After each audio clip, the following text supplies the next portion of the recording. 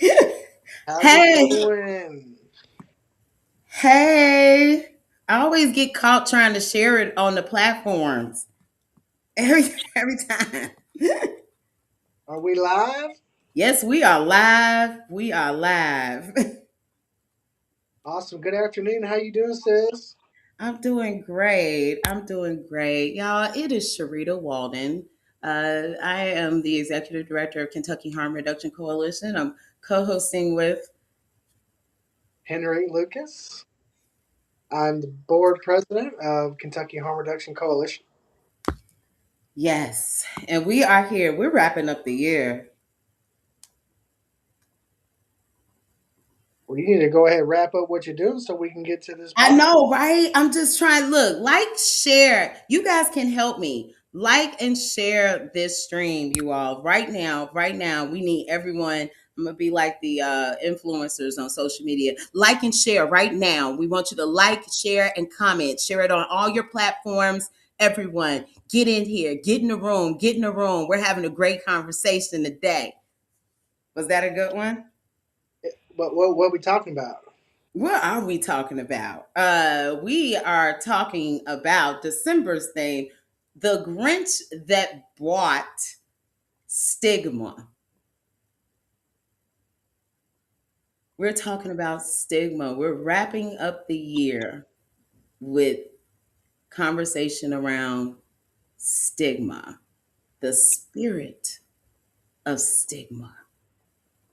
See, we're in the people be thinking that we not gonna be in the spirit of the holiday season, but we know how to put a twist on that, don't we? Don't we? We'll put a twist on anything, but that's what we'll be chatting about today. But before we get started, we go check in, y'all. We almost started checking in without you present, and we decided to pause and finish our check in with everyone. Right, Henry. So how you want to kick off this check in? I'm sharing the last one, YouTube. Uh, I just want to take a moment and just kind of speak to where I'm at. Let's do that. and it's been hard. It's been a hard few months. It's been hard, really, years for me. Hmm.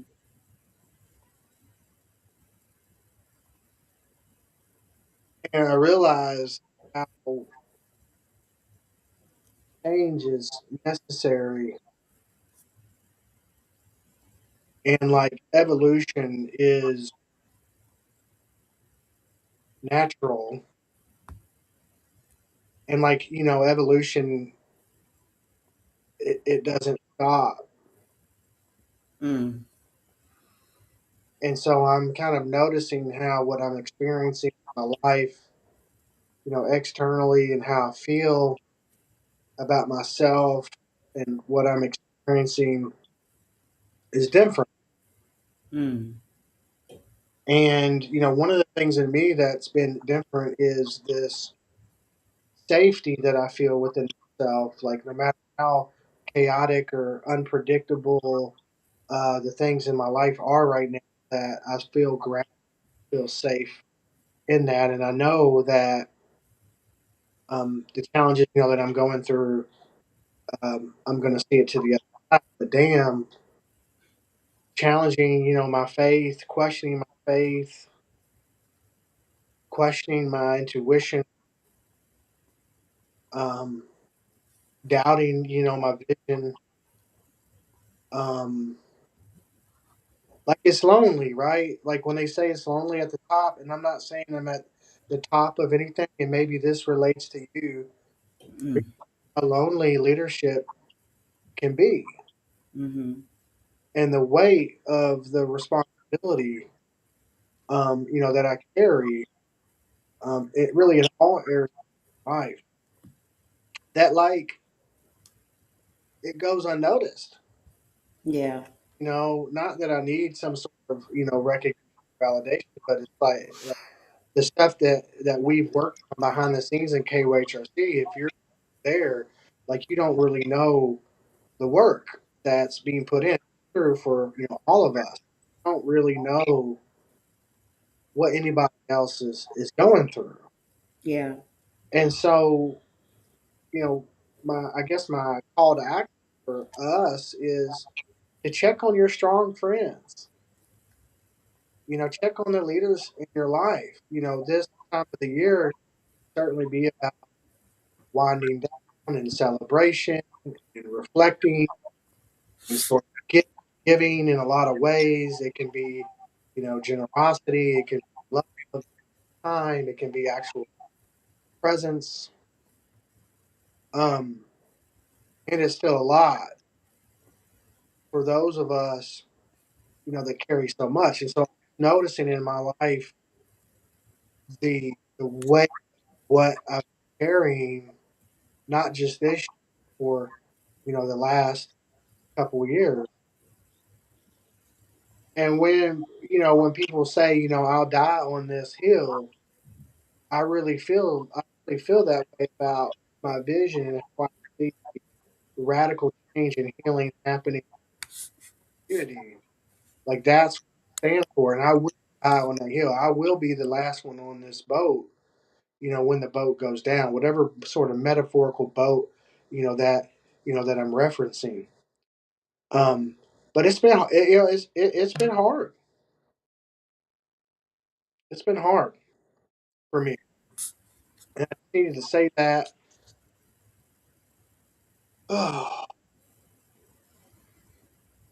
Mm. My wife and daughters they're out of town right now. They all went to Disney, and I've been at home with the little guy. And I woke up this morning like alone in my bed and in my house. Sure, I got my son who's amazing. But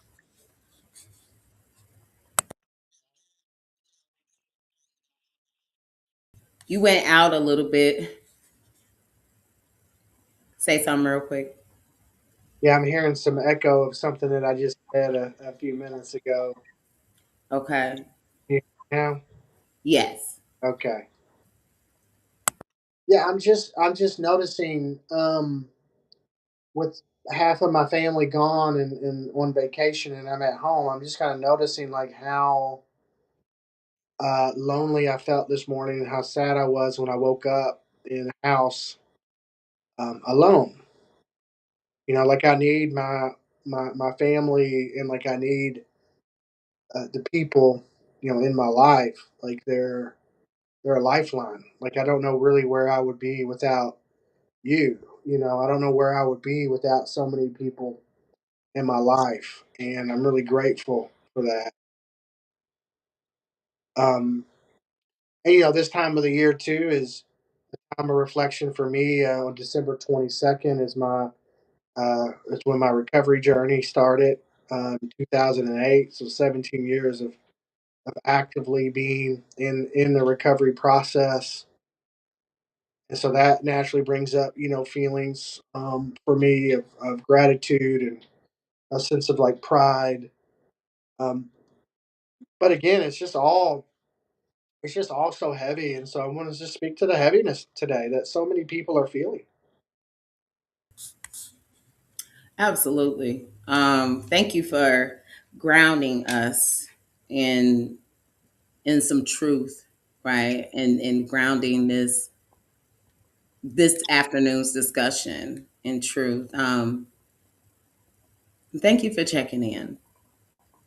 We don't we go through these pockets where we don't get to connect as much, and going into the end of the year, um, that can be because it's a lot of wrapping up. You run a business and oversee the operations of this organization. Um, so we haven't gotten a chance to connect as much. And it's pockets. We'll go through stretches where we're like, and then we get to notice, wait a minute, we haven't checked in, right? So I appreciate you sharing that. And I too will follow that lead and check in. It absolutely has been um, heavy, just so many things. But going into this time of the year, the reflective time, the hibernating time, the time to just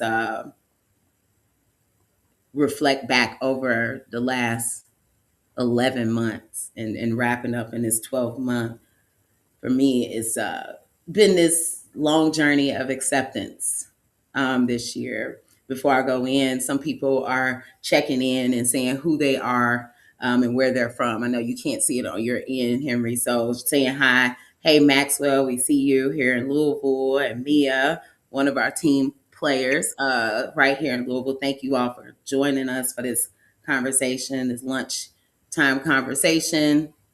Please share on your platforms as you're watching, um, and encouraging other folks to share where you're at, where you're from, so we can shout you out. And thank you for being here. Um, but acceptance was my word, and I kicked off the year with health, and and I'm ending the year with health. And throughout the entire year, and it's not just physical health, it's mental health, it's you know, my heart health, it's not to not even cope like putting it all into one box and saying physical. No, it's heart health, it's lung health, it's the vitamins. It's just so many different layers of acceptance. But this most recent one is more now that I'm addressing everything, because I'm really good at tasks. I think that's why I like case management so much, because it's checking off boxes. Oh, I got to get that done, get that done, get that done. Now I'm having to sit with what my body is really telling me, and the story is telling me, and in the narrative, and how this life that I'm in right now and the journey I'm in is a privilege. I'm blessed. I am very grateful to still be here, because the opposite end of not aging is not to be here. So I'm very much grateful for that. At the same time, the reality of my body is telling me, driving across the United States like you were doing is just not something your body can consistently uphold, and it's not a weakness, right? It's not you being weak. It's not you. It's you saying, "I'm listening. That I'm going to have to take rest differently." That burnout is not simply about you have an attitude problem or your mood is messed up. Burnout is your blood pressure continues to be all over the place.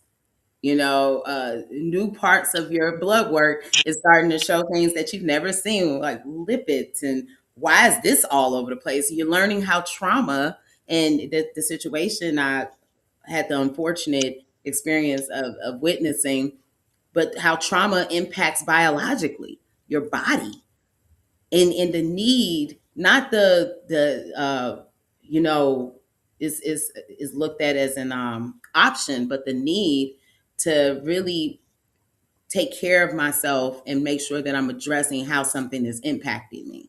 Um, yeah, having sitting down and accepting aging is not something lightly. And it's something a lot of people, I've noticed a lot of people don't really talk about. We just do it, right? You just, oh, it's another year, I have another birthday. So I'm getting older, but are we really sitting with what that looks like? It's not just about I changed the way that I dress or I changed the way that I engage with people. It's am I moving in this part of my journey with all this new information? How do I move with all this new information in a place that I don't have experience in? I don't have experience being a 46-year-old woman, a middle-aged Black woman. I don't have this experience, so I'm learning all of this. And at the same time, I'm actually grieving. I'm grieving parts of me that I'm letting go, parts of me that still want to do certain things that my body is saying, you have to do this differently. If you want to be able to operate at your optimal level, not at what you think other people expect you to be, but where you feel good, you're going to have to move different. And if you don't, the alternative is that I can really be shut down, Henry. That's not a joke. When I had chest pains that day and I had to reach out to you all, it wasn't a, I wasn't that I was having I thought it was an option with chest pains to go to an emergency room. It was more of, damn, I'm at a point in my life where this emergency room trip can change things in my life if it was something else. Luckily, it's stuff that is so manageable right now. The check engine light, Henry, is on, and damn it, if I don't address these things, this car is gonna break down to a point where it's irreparable. I'm not gonna be able to repair it. So I'm at a good place where I can repair.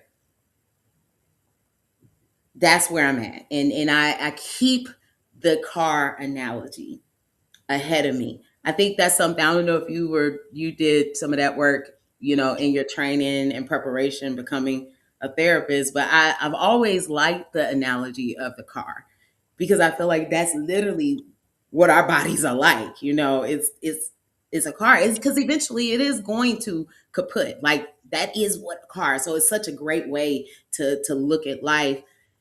And how do I treat my car when my check engine light comes on? And I try not to, right? Let it come on like that. But when it's on, I take it because I know I need to get around. Yes, grieving your youth is a thing. Mia shared that. Grieving your youth, grieving youth. Like, I don't, I'm just glad that I could be in a place that I can actually say that, Henry. I don't think I understood that as I transitioned from going into my 30s. I don't think I even understood it this way. So I'm glad I'm in a place where I can see it as, yes, it's okay for me to grieve because I am letting go. I am allowing this part of me to rest. It's okay. And I'm saying it's okay because I have to say it out loud to myself. And hopefully, whoever's joining us today will feel that it permission, giving ourselves permission. And I think that's an example of us just taking up space to say, let's do an authentic check-in. Um, is we're giving ourselves and everyone else this permission to say it's okay to do this. It's okay to acknowledge that this is tough. It's okay to acknowledge that missing piece. I don't think enough people talk about that. What you shared. It just go. It's like we just go. We just go and go. Okay, what's happening? We don't sit with it, and then we wonder why 6, 7 months later we're throwing back pints of bourbon. Like why are we doing it? We don't connect that because we never acknowledge these things that show up in us that are uncomfortable, right? I mean, do you feel that or do you resonate with that? But yeah, I appreciate this time, but I want you to jump in. Yeah, staying with the car analogy, my car is almost out of gas,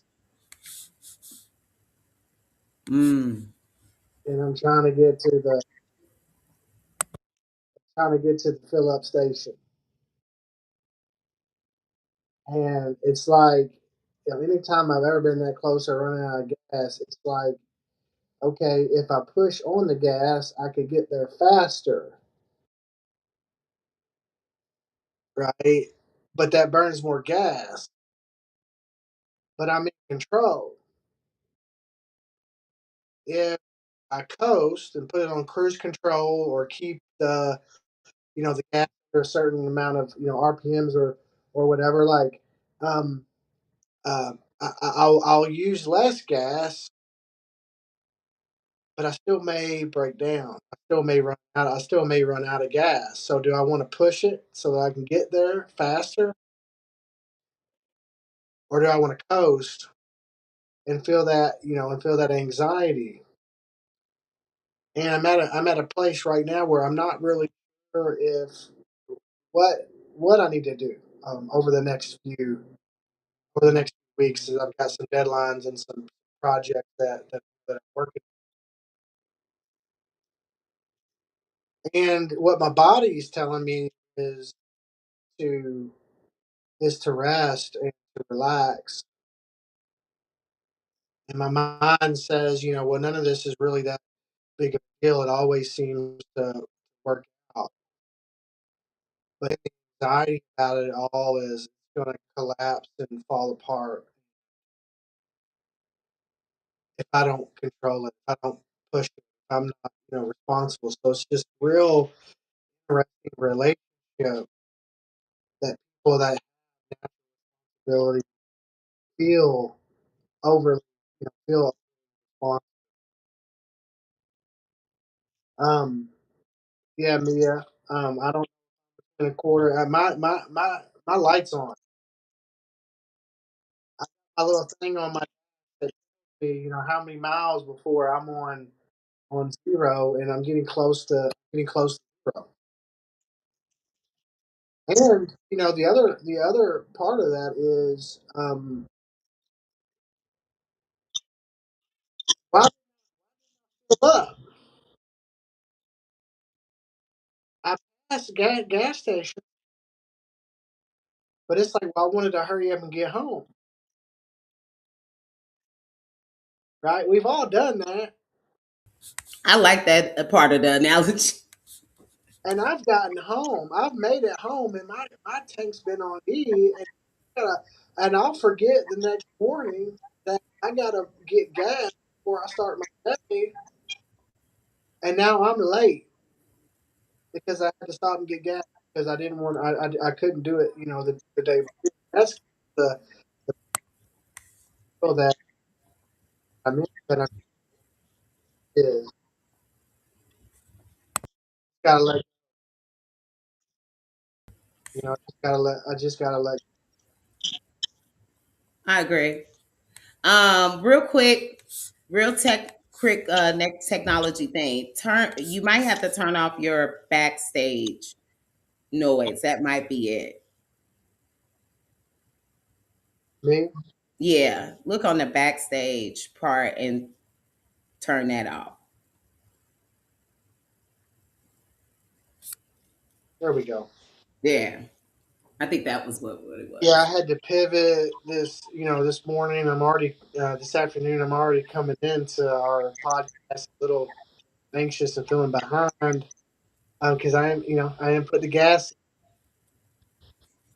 I feel you when you said that analogy because I've done that in real life. I take it. I'd be like, well, I'm only down the street from the gas station. I mean, I have 5 miles to eat, and I'll be like, well, I'll just do it in the morning. Like now let me just pack up the next day with an additional thing. Yeah, I feel like I too have. I'm like, I'm here, but am I really here? Am I really present? Am I thinking about the next thing?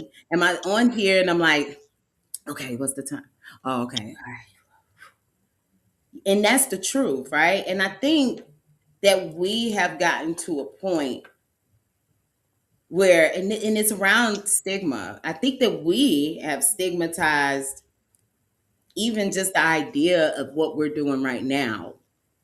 This could be looked at in different communities or different personalities, not even a whole community, but some people may look at this as like, oh, you just weak. Like you ain't just do it. Just handle it. And it's like, no, I mean, we have had some toxic moments in our culture. I think a lot of people are using slogans. That's why I have a hard time with slogans because the same people that use the slogans are the same people struggling with the things, right? But the slogans of, you know, doing all this work and being busy and, who are you really proving? Just all these different slogans out there. Um, I think that we have done a lot of this to ourselves in a society where we uplift multitasking, where we uplift putting in, 20-hour work days, where we uplift always having somewhere to go, always having something to do. The grind culture, the hustle culture, the productivity culture, which is largely influenced from capitalism and um, big big bank and Mm-hmm. big retail and and I think for me, and I like what you said, Mia, because it really resonated. Is in that I discount myself, Mm-hmm. like in that, like I get so concerned about everybody else. I heard somebody say a long time ago, I don't wear these clothes because I like them. I wear these clothes because you like them, Mm-hmm. right? And so we're all in our own ways sort of caught up in this trap and this race to get nowhere, Mm-hmm. and in that, I think the thing that pisses me off the most about me is how I'll slowly start neglecting, myself, my own significance and my own importance. And I'm not saying like to neglect, business or neglect, certain projects, but being a perfectionist and being ambitious, uh, Mm-hmm. it can be really difficult sometimes to know when is enough and to know when just go ahead, stop, and fill up your gas now. It will actually take less time now and less anxiety to do it now than if I were to wait until tomorrow morning and have 5 miles left to get to a gas station that's 5 miles away. Mm-hmm.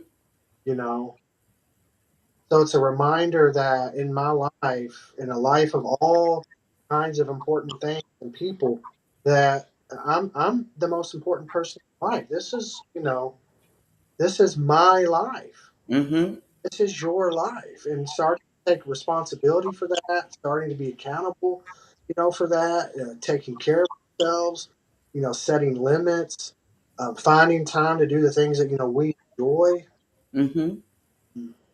It's all it's part of that, and I think this time of the year, I think is really a reminder. Yeah. Yeah. And I think it's a way for us to fight stigma. I feel like when we take the time to sit, reflect, to embrace, to allow ourselves to feel all the things. You said something that really resonated with me. Um, it's lonely at the top. It absolutely resonates with me. I got a chance this year to go to a leadership training off of a Gilead Compass grant support. So I appreciate Gilead consistently being there to support our work and others throughout the United States. It's an absolutely amazing opportunity to ever be awarded a scholarship for trainings like this. And one of the themes that we talked about, because it was only for executive directors, and how heavy it can be in this space of leadership, and especially right now, and when the climate is working against us, the political climate, and not just a local space, but in the federal space. So if we can't, at one point, especially in the work that we did locally, it was gravy, it was cake, right? Like people just embraced our work, embraced us, and now, and when we didn't have to, it was like the buffer between us and federal. It was like, okay, federal's not hitting us because our local people got it. And this year, we really got a chance to see a shift where local said, no, we're on this one too. And that, on top of the feeling of, it has brought a heaviness where you see people walking away. Um, People shutting down their spaces, and not shutting it, like not a pivot move, right? Not just a we're going to pivot and do things differently. You got people who are just like, I can't. um One of the facilitators shared about having a heart attack on their way somewhere, and I remember real quick, I was running behind because I went in the wrong building for the first day. No, the second day of this convening, and I text and said, I'm on my way. I just didn't realize what building it was. And the response was, take your time. We'll be here. And when I got in, someone arrived right before me, and she was already in this conversation about how we show up and how we model. And she shared, like, I'm really, as she stopped when I came in, she said, I'm really glad you made it safely. And I was like, thank you. And they just, everyone else like looked like, wow, I don't get that kind of, like feeling like I feel rushed. And she said, the thing is, after I had a heart attack, she was like, anything could happen. You're trying to rush and get here. Now you're in an accident. Now something, why would I add that pressure? You already have the pressure as a leader.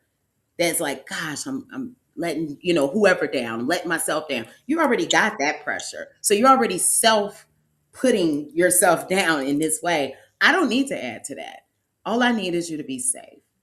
And all I need you to do is be able to arrive in one piece. And I'm like, and I stopped. I said, no, you guys, she's serious. This is the text I got. And I just looked at it for a minute and I actually slowed down.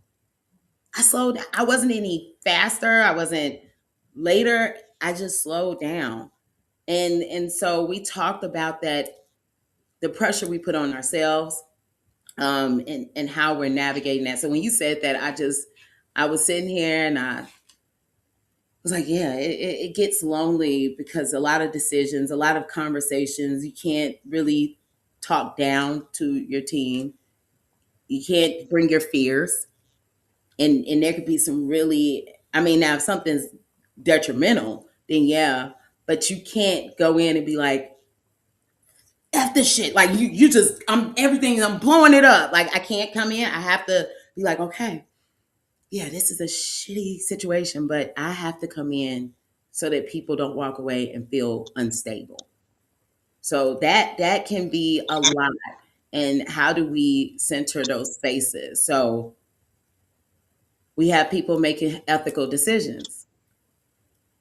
When you are under a lot of pressure, when your emotions are high, when it's emotionally charged, things going on, we tend to overlook our ethics. And I've seen it. People I know, people who I don't know that aren't connected. I'm like, whoa. So if we don't do this, Henry, there is the other side where we can become the things that we don't want to. Yeah. So I hope you guys are sitting, reflecting, taking this time to embrace those uncomfortable feelings, the feelings of isolation, all those things that are coming up are valid. Um, we want you to take the time to, as we engage. This chat today is relative. Okay. All of these things I think personally lead to biased thoughts, lead to biased decision making. Stigma in and of itself, when I think about what stigma says and what it does, and our theme for the day, um, stigma, I think, comes from places where there's some ignorance, but it's also just the carrying of our own stuff, my own experiences. It's a mixture. It's not just straightforward like, oh, I don't like a group of people, so I'm going or illness. I don't like the idea of substance use disorder. I don't like addicts or addiction. It's not just that. And I know it's easy to default to just a person being a bad person or a person who's just racist or they're just discriminate. It's easier, honestly, to default to that, right? Because we don't have to think. We could just go, yep, that's all it is. You're just a big old bigot. That's what we could say. But is it that? Is it that? I think that it has a lot to do with what we don't talk about. Yep. I think it's connected to that. Yep. For when I think about it, like there's a question. What if stigma? What if the stigma we carry isn't just society's judgment, but a spirit that attaches to our identity, whispering lies about who we are? I think about substance use disorder. And no, some people might be like, yep, because the way people look at people who are in recovery. No, I'm not talking about outsiders. I'm not talking about people away. I'm glad you love it, Mia. I am too. I am too. Um, but I'm talking about the people inside. And so when I say stigma is related to what's happening in us, I've seen, Henry, and I want you to share if you've seen things like this, if you agree that this is itself, how stigma comes out into society, is some of the folks who have their thoughts about medication for opioid use disorder or medically assisted treatment, who have gone through abstinence based programs and are living abstinence based, and how the thoughts and ideas of looking at others who are doing their recovery journey in a way that best fits them, is that not the internal pieces of someone's internal experience, their own journey through recovery, becoming a lens of how they view others' journey in recovery? Is that not a part of how stigma evolves in that space? What do you think about that? Like people who are in it and their look at the other person. Well, you doing it that way? Are you really in recovery? I think we lost you. You frozen? Am I frozen? Am I frozen, Ryan? He said no. You there, Henry? Uh oh. Yeah, I think we're frozen. I think Henry is frozen. And I don't know Ryan, if I'm the one that's frozen or if Sharita's frozen. I'm about to pause for a second, people.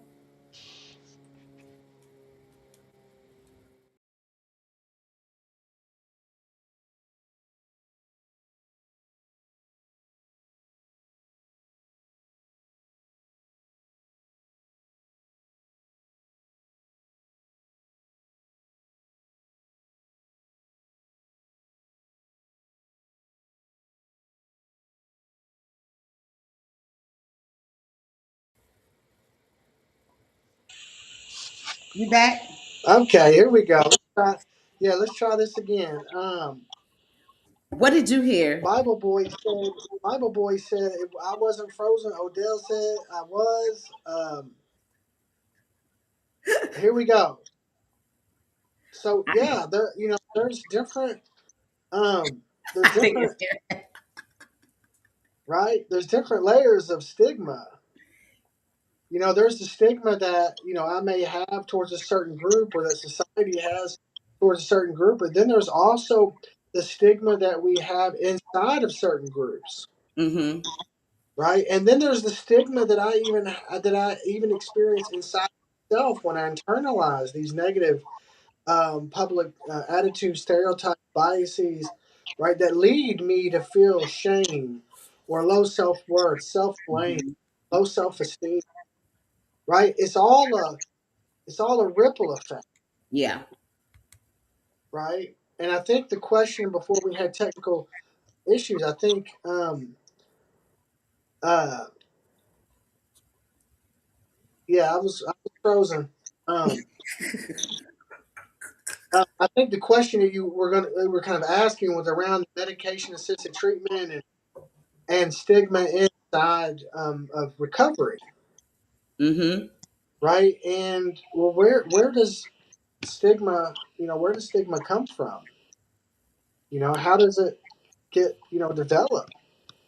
And it's a point of view, Yeah. you know.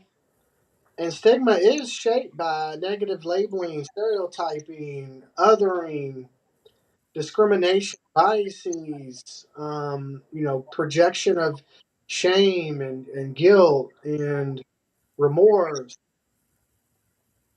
Um, and as a society, we have a lot to be ashamed of. And if I'm not willing to own that, then in an unconscious, shadowy way, it's gonna just get projected onto other people, other groups, other targets, other minorities, Yeah. right? Because that's the thing. Like the stigma is almost never, if ever, projected towards the majority, No. right? It's actually the majority, and this sort of made up sort of idealism that shapes how we see, other people in a perfect world, right? Mm. But nothing's perfect. And so when we see recovery and we see folks that are using medical marijuana, recreational marijuana, medication assisted treatment, psychedelics, psychiatric, medication, and other things, Mm-hmm. they're the minority inside of a recovery process that is largely made up of abstinence based ideas and philosophy. Mm-hmm. And what that has done is it's created a culture of disconnection, illusionment. It's created a othering Mm-hmm. inside of a process that is um, the opposite of othering. It's inclusive, it's loving, it's generous, it's compassionate. Mm-hmm. But that's not what stigma is. Stigma is, the opposite, Yeah. right? So it's very fascinating. And then even looking at being a man in recovery, Mm.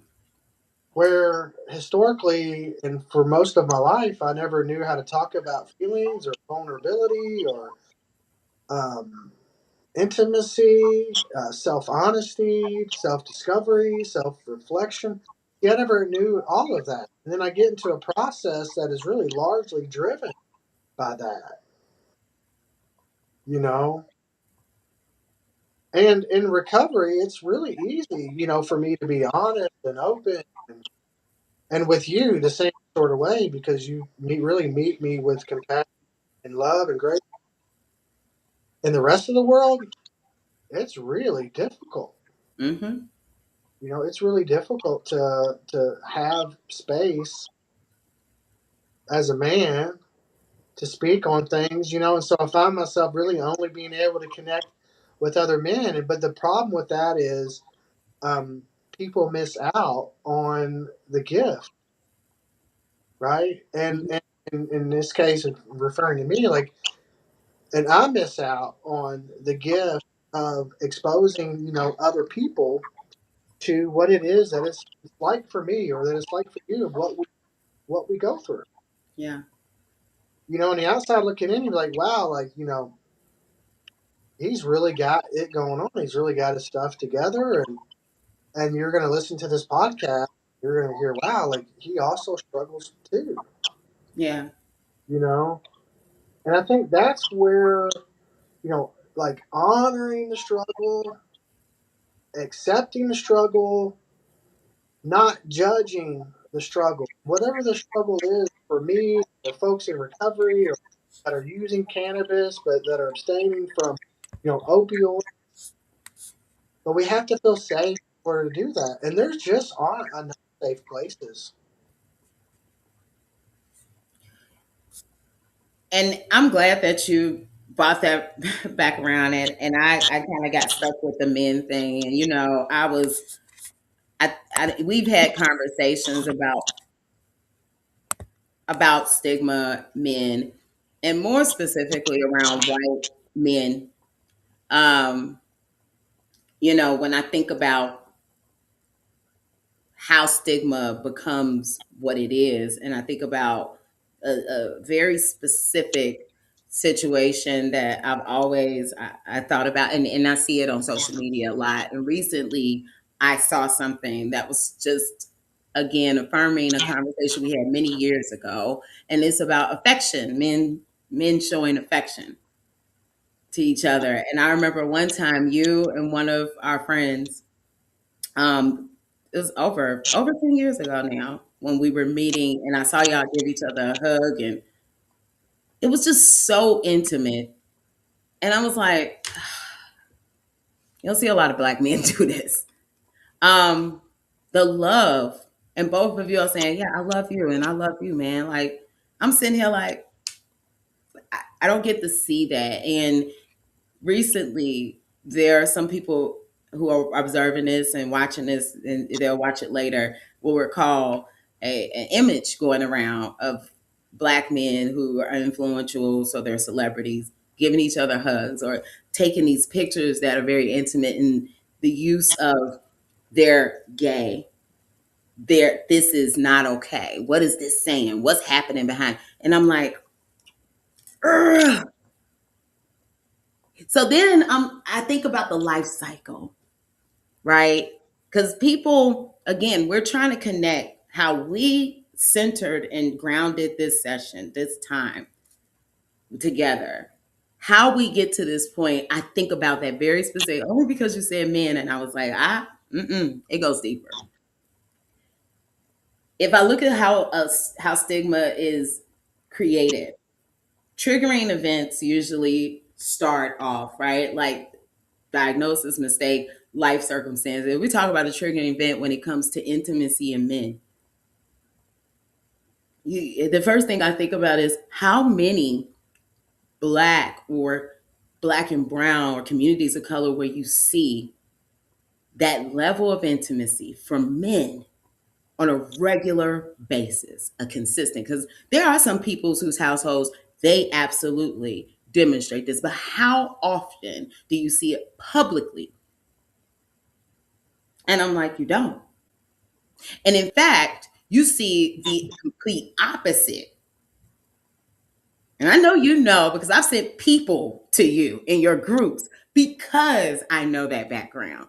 And because I know that they are going to receive a different level of care when they go through a treatment program with you. But I think about what is the triggering event? How do we get to this point? Well, the triggering event doesn't always have to be they had a diagnosis, they had some big, huge mistake. It could be life circumstances, what we've been exposed to in our own homes, what has been accepted as a norm, what we call weak, what we call what's another name that men would tend to use in a toxic way when they're showing this. Uh, Uh, we'll say things to each other like, "Don't be a girl." don't be a girl, right? You being that kind of stuff. And so when you have all those dynamics, that lays the foundation for if anything outside of that, whoa, that's I'm putting up a wall instantly. Would you agree with some of that? Yeah, I think men, we degrade each other by using women. Yeah, like when you said it, that's something I heard. Yeah. See, and it's just it's saturated with this with stigma. Mm-hmm. Here's an alarming statistic: Soft. Someone named it. They say you're just being soft. Yep, girl, soft. 80% of completed suicide are from men. Wow. And let's say that like that's the real impact of stigma. Mm-hmm. I can't talk about this. I got to keep this a secret. I got to be responsible. I got to protect her. And women have their own, beliefs too. Want Mm-hmm. to sort of make this about like men today, but on the topic of stigma, like stigma kills. It does. 80%. Stigma murders. You know, stigma it disconnects. It's Mm. it, it's lethal. I can say, well, it's just a judgment about that person, but like we don't know what other people are really thinking or going through behind closed doors. That stigma hurts. Yes. Someone has overdosed intentionally somewhere off the back of stigma. Oh, yeah. because of how they were, they were treated, or how they were talked about, or how they were, denied. Stigma. So who's responsible for stigma? We all. All are. That's what it comes down to. And I We thank you for doing that, saying that women are involved in this too. It's not just a men. We're not doing that.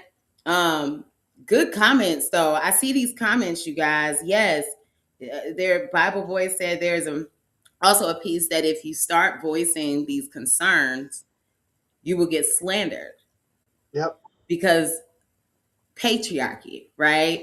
It's like men don't deserve mental health support or men not going through shit. Yes, yes. And when you said the women piece, it's a collective. So it's not just the men. You got the perpetuation of it because of the circle of loves that are around the folks and engaged in this. So you get either, what is it, affirming that way of thinking.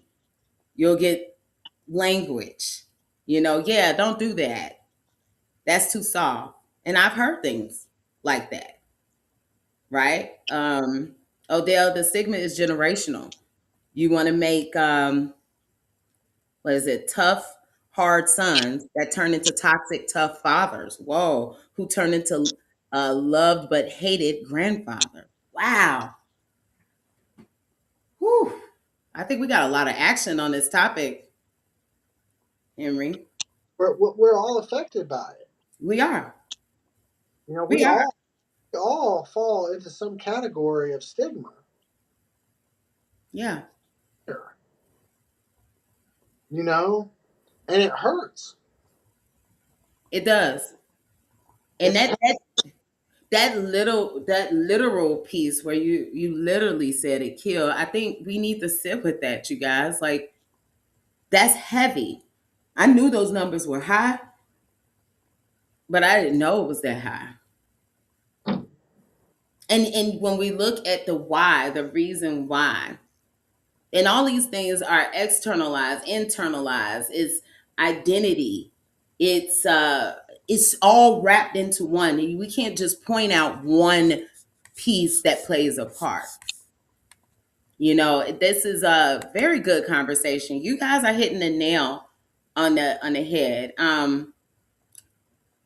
And we are like 6 minutes to the end. I do want to share when we say the spirit of stigma, we're talking about the characteristics. What's inside of that? How does stigma enter the space before we do? Right. And everyone is right on pulse with saying it's men, it's women, it's all of us, it's community. Someone else even said, I think by the way, work.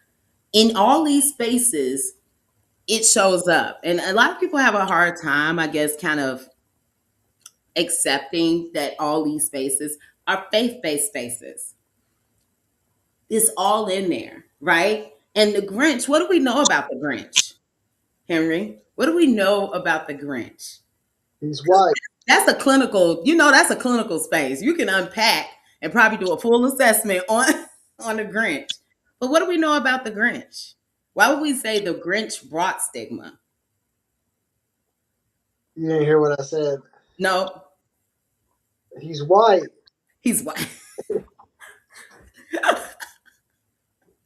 I'm done. Look, okay, we got somebody. He was a hurt, traumatized, hurt and trauma. He took presence. Outcast. He didn't live. He didn't live in Whoville, No, and he saw everybody else living their life while he watched it from the outside. Outcast. I felt bad for the Grinch. I feel bad, but his hurt, his trauma, it spilled out, and he was gonna make everyone feel it. Yes, that's why that topic, the Grinch who bought stigma. I have a heart for the Grinch. I really do. Hurt people. Hurt people. And there's a lot of people right now that are struggling with this. So how do we do this? How do we call it out? This is what we do. This is what we do. We're going to talk about it. Stigma exists. We don't get to say it doesn't. And all of us carry pieces of it. All of us carry a piece that comes and enters a space. Every last one of us, no matter how much allyship you have, no matter how much you show up for communities that are marginalized, we all carry it because we all have this idea of internalized beliefs inside of us, right? Oh, he was casted out. Everybody's giving us yes, thank you. Do an assessment on them. If you in school, you should pull out that assessment. I bet you come out with some diagnosis. How do we move forward though? And this is the beginning, you guys, because we're gonna wrap this thing up during our Christmas show. Yes, we're gonna stream on Christmas, and Henry and I are trying to decide if we're actually gonna go live on Christmas Day. Um, Listen, that's capitalism and a made up holiday, right? Then we talk about this. I'm not playing with y'all. So listen, we will have a show, whether it's pre-recorded or it's on live. I'm going to be in the chat too, but this conversation will wrap up in that next episode. We wanted to start it, so we're not ending it. We are going to continue this conversation. I'm not sure where Henry went, but I'm sure it's a glitch. Before we do step out of here, before we move on, I want to say this. Before we come back to our next show, recognize one stigma you have internalized. And I want you don't have to call it out. You can if you want to put it down here. You can call it out. But when we come back to that next show, you never know. We might open it up, and if we do it live, we might have people just jump on and chat with us because that day, yes, some of us may be celebrating it in a very traditional and United States of these America way, and then some of us are not, and we may be creating our family moment with each other on virtual spaces. So, depending on that, you'll identify a stigma you've internalized, and I want you to challenge its message with a truth. The next step would be to share something with someone safe. And someone safe is how you identify safety. Safety is I can show up in this conversation with this person authentically, transparently, and I don't feel like I'm being judged. That's safety. And I want to challenge you to replace the shame based language with empowering language.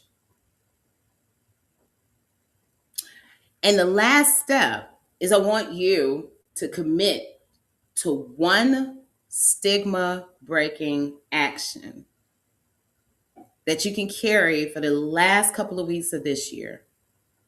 See how easy that is. One, I didn't say you have to do it all year. I didn't say you have to make a New Year's resolution because we don't play resolutions around here.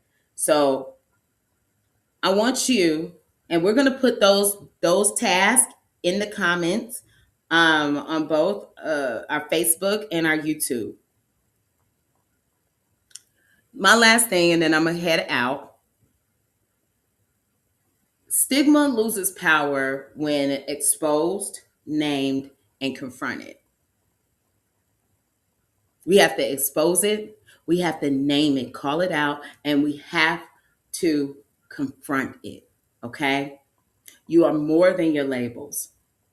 You're more than labels. Let me say it this way: you're more than labels that society has put on yourself and that you put on yourself. You are more than your story, and you are more than what people say or have said about you. Um, I want to go ahead and wrap it up. Henry probably had to hop off because something's going on technology wise. You know how we do this is live, it's not edited, so we're here. Um, I want you guys to drop questions, thoughts in the comments. When we come back that next time, we also going to have a sheet where on the online that you can fill out for topics. If you want to be a guest next year, because we need to start filling up those spots, we're going to have that available too. Um, and we want you to be able to like and share our stream, and also, you know, support us. We have ways for you to donate. I met with someone randomly the other day for the first time, and they were like, I want to write a check right now. So please go to our page and follow the link and donate what you can. Um, we are here. We'll be back. This has been another episode of By Any Means. And I am one of your co hosts, Sharita. I will talk to you all soon. Next time we meet.